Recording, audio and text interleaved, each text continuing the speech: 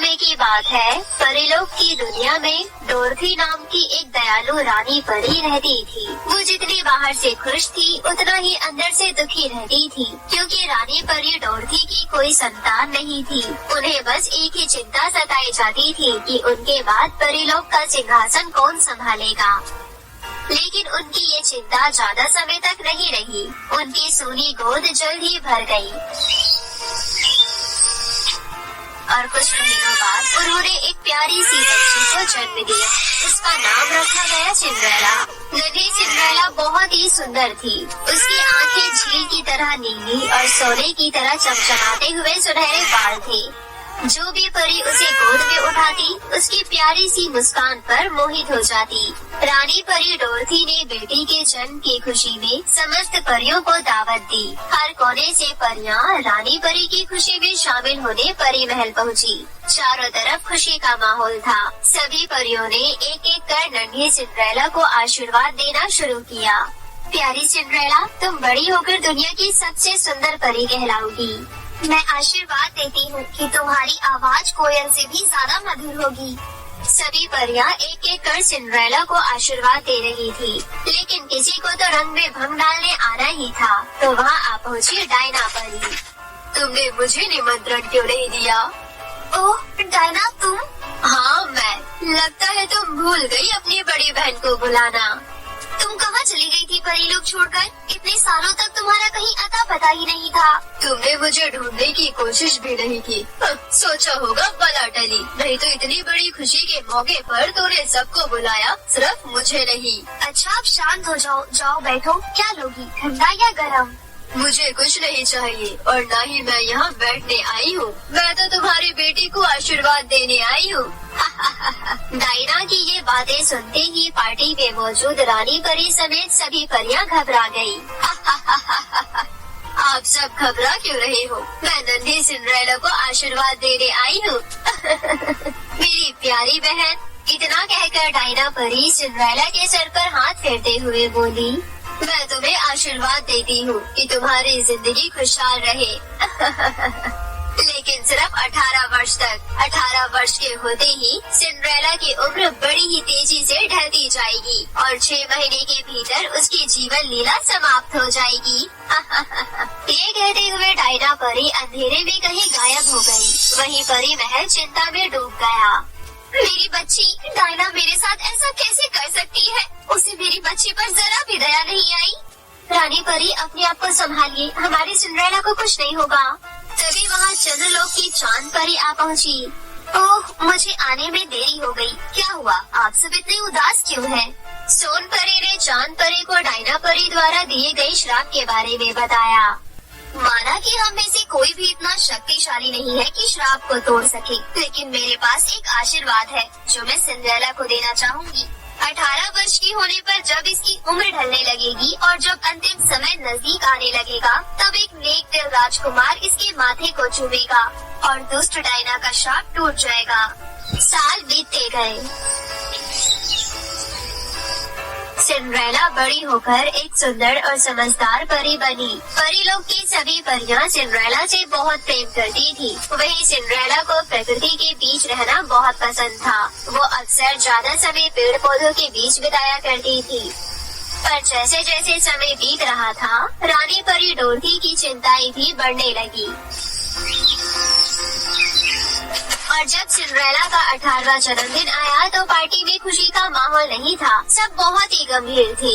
ये देख सिंड्रेला मन ही मन बोली, आज तो मेरा जन्मदिन है, फिर सब आज इतने उदास क्यों है? जरूर कुछ बात है। सिंड्रेला ने रानी डोरथी से इस बारे में जानने की कोशिश की, लेकिन सच्चाई बताने की रानी डोरथी की हिम्मत नहीं हुई।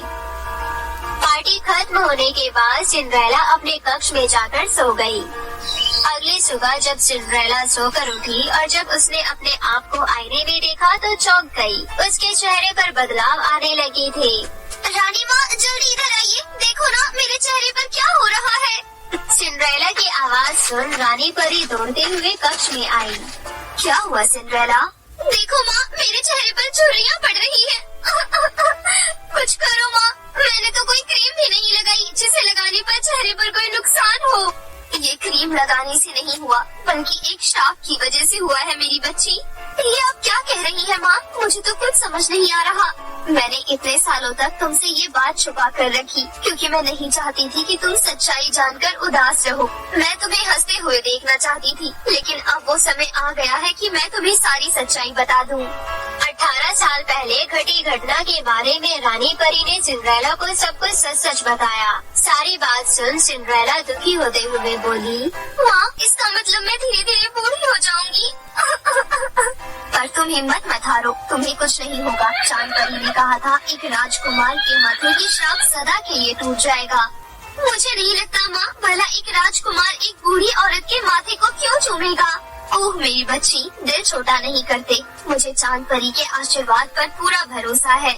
माँ, इस हाल में मैं परी महल नहीं रहना चाहती। मैं आखिरी पल पृथ्वी लोक में पेड़ पौधों के बीच बिताना चाहती हूँ। जंगल के बीच मेरे लिए एक छोटा सा घर बनवा दो। नहीं मेरी बच्ची, मैं तुम्हें अपनी नजरों से दूर नहीं जाने दूंगी। तुमसे अलग होकर मैं नहीं रह पाऊंगी। प्लीज माँ, मेरी आखिरी इच्छा समझकर मान जाओ। रानी परी डोरथी दुखी होते हुए सिंड्रेला की बात मान गई। जैसी तुम्हारी इच्छा बेटी, मैं समझ सकती हूँ तुम्हें कैसा महसूस हो रहा होगा सच्चाई जानकर। जाओ मेरी बच्ची, अपना ध्यान रखना। कुछ परियां तुम्हारी देखभाल के लिए तुम्हारे साथ रहेंगी और मैं भी तुमसे मिलने आया करूँगी मेरी बच्ची। इस तरह सिंड्रेला परी ने जंगल में रहना शुरू कर दिया। सिंड्रेला का सारा समय पेड़ पौधों के बीच बीतने लगा। वो पक्षियों के संग मिलकर गुनगुनाती। ऐसे ही कुछ दिन बीत गया। फिर एक बार एक अजनबी रास्ता भटकते हुए जंगल आ पहुंचा। दरअसल वो राजकुमार विलियम्स था, जो कि पृथ्वीलोक का राजकुमार था। पता नहीं मैं कहाँ आ गया हूँ। मेरा घोड़ा भी मुझे छोड़कर पता नहीं कहाँ चला गया। मुझे बड़ी जोरों की प्यास लग रही है। ये कहते हुए राजकुमार विलियम्स नदी की तलाश करने लगा। तभी कुछ दूर चलते ही उसे नदी दिखाई दी। वो रही नदी, अब मेरी प्यास बुझ जाएगी। ये कहते हुए वो नदी की ओर बढ़ रहा था कि तभी उसे नदी किनारे परियों के बीच बैठी सिंड्रेला परी दिखाई दी। वो बहुत ही मधुर गीत गा रही थी। राजकुमार विलियम्स गाने की धुन में खो गया। जब तक सिंड्रेला ने गीत गाना खत्म नहीं किया, राजकुमार विलियम्स अपने आप को रोक नहीं पाया और तुरंत ही सिंड्रेला के पास गया और बोला, आप कितना मधुर गीत गाती हैं। किसी का गीत छुपकर सुनना अच्छी बात नहीं। ओह माफ करना, पर आप हैं कौन और इस घने जंगल में क्या कर रही हैं? मैं अजनबियों से बात नहीं करती, अब मुझे चलना चाहिए। इतना कहकर सिंड्रेला वहाँ से जाने लगी। अरे पर मेरी बात तो सुनिए, मैं रास्ता भटक गया हूँ। यहाँ से बाहर निकलने का रास्ता बता सकती हैं? सिंड्रेला ने उसकी ओर देखा तक नहीं और चुपचाप वहाँ से चली गई। लगता है मुझे खुद ही जंगल से बाहर निकलने का रास्ता ढूंढना होगा। जंगल में भटकते भटकते आखिरकार राजकुमार विलियम जंगल से बाहर निकलने में कामयाब हो गया। राजमहल पहुंचने के बाद राजकुमार विलियम्स एक भी रात चैन से सो नहीं पाया। उसके कानों में सिंड्रेला का गाया हुआ गीत गूंजता रहा। यूं ही 5 महीने बीत गए।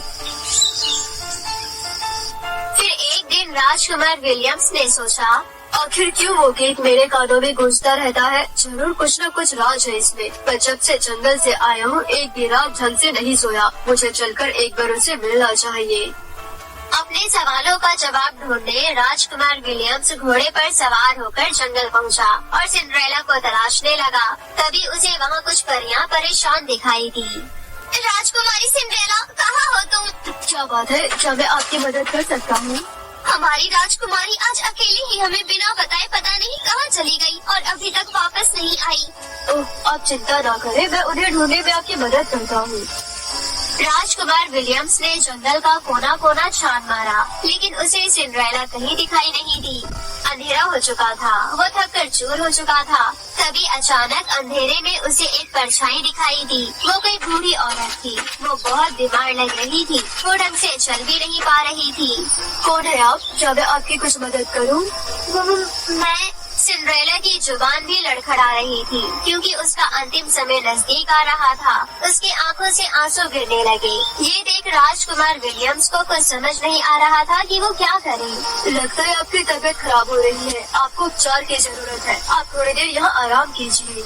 ये कहते हुए राजकुमार विलियम्स ने बूढ़ी औरत यानी सिंड्रेला को एक पेड़ के नीचे आराम से बिठाया। फिर उसने उसके हाथों को अपने हाथों में लिया और उसका सर सहलाता रहा। राजकुमार को अंदर ही अंदर बहुत बुरा लग रहा था। ओह, मैं क्या करूं? मुझे आपको इस हालत में देखकर बहुत तकलीफ हो रही है। फिर राजकुमार विलियम्स ने बूढ़ी औरत का दर्द कम करने के लिए उसके माथे को चूमा। जैसे ही उसने उसके माथे को चूमा, वो फिर से पहले की तरह बेहद खूबसूरत सिंड्रेला में बदल गई। डायना परी को पता चल गया कि उसका श्राप टूट रहा है। वो उस जगह जा पहुंची जहां राजकुमार और सिंड्रेला परी थी। नहीं, ये हो नहीं सकता। मेरा श्राप नहीं टूट सकता।